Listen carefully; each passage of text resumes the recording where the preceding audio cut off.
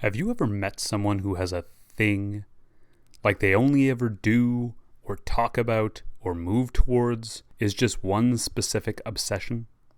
A horse girl, so to speak.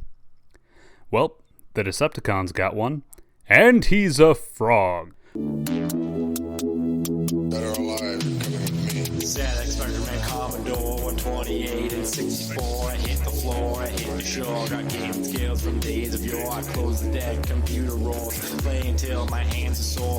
Get the cut. Welcome to Beef Snake Nerdcast. I'm Decepticon Hunter Bolter. Legend tells of an ancient lost city on the planet Cybertron, a mythical realm of treasure and splendor, where Energon flows from fountains and is guarded by evil spirits. Doratus. Now, most Transformers, Autobots, or Decepticons tend to think of this as a myth. A Bermuda Triangle and Atlantis, or more appropriately, an El Dorado. It's a neat little myth for people to speculate on if they like. Then there's Springload. Springload is an amphiboid Decepticon. The amphiboid part means he transforms from a truck into a large frog-looking robot. And the Decepticon part comes more out of necessity than any other kind of loyalty or brotherhood. This is because they would be normally more tolerant of his controversial behavior. See, Springload isn't just fully absorbed in the myth of Doratus, like it's the only thing he talks about, but he honestly believes he is destined to find it. He is guided by the spirits of Doratus, who whisper hints, clues, and warnings to him. Or so he claims. He is so wrapped up in his delusions, he is actually prone to fits of jealous rage, claiming that the spirits have warned him about betrayal, or that you are after the treasure all along. This, naturally, got him locked up aboard the Autobot prison ship, the Alchemor, probably just due to a bunch of aggravated assaults. When the Alchemor crash-landed on Earth, he got out in this mass prison break and immediately went back to hunting for a way to reach Doratus. On the wrong planet. This is especially unfortunate because Springload is rather dangerous around other Transformers. He is a big ol' frogman and kicks like one too. Now he's running around on the wrong planet, looking for something that may not exist, and is just making a mess of things. On top of that, humans tend to go squish a lot easier than Transformers. When the Autobots' B team catch up to him, he's screaming for guidance from the spirits to lead him to Doratus. Naturally, this just makes him look nuts, but has the unfortunate side effect of him being underestimated. Eventually, the B team get it together, even using his obsession to trap him, impersonating the spirits of Doratus to trap him in rocks, and it works. For a time, anyway. But there are other Decepticons on the planet. The one who found Springload was a bleeding heart strawman revolutionary named Quillfire. Quillfire will get his own video, but Quillfire, being kinda spineless, was cowed by Springload's zealous personality and agreed to finding Doratus would absolutely advance the noble Decepticon cause. Truth is, Quillfire had a similar opinion to Springload as just about everyone else. The guy's got a few pistons short of a V8.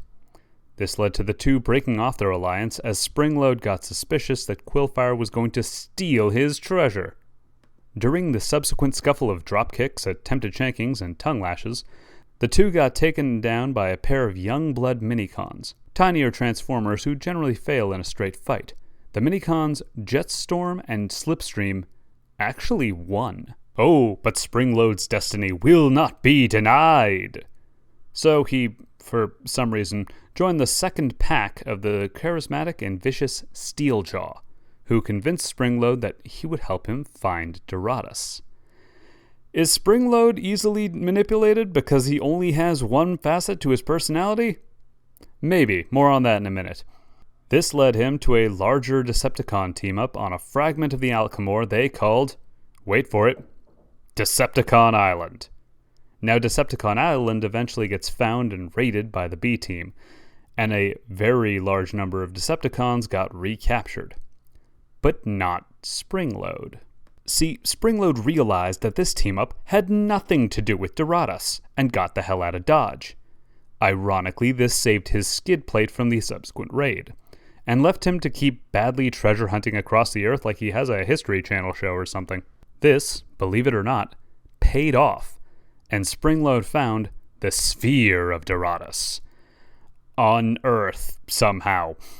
This was essentially a compass or a map for him to get to Doratus. It was also messing with any Transformer who looked at it and made them want the sphere no matter what. This unfortunate side effect led the Autobots to infighting like crazy over the map, while Springload was basically immune to its effects because, well, you can't get more all about Doratus than Springload. So Springload made off with the map while the B-Team was beating the bolts off each other. Once again, after a good pep talk, the B-Team got their scrap together and ganged up on Springload. And the whole "the map makes you nuts" situation, how did they solve that? Simple, they smashed the map. After Springload's long, melodramatic "No!"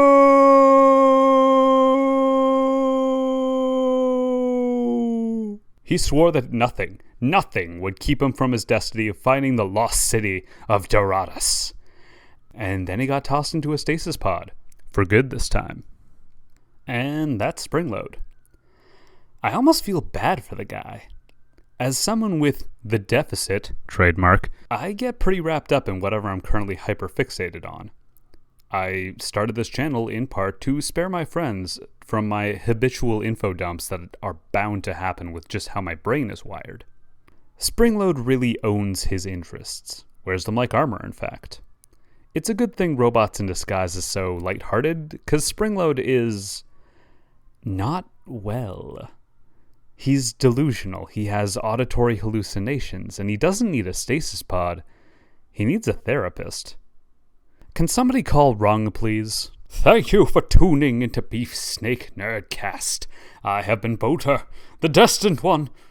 If you wish to assist me in finding the glorious promised land of monetization, please like and subscribe. Tune in next time when I discuss the sharpshooting short kings of the Imperium of Man, the Ratlings. Till then, stay away from my treasure!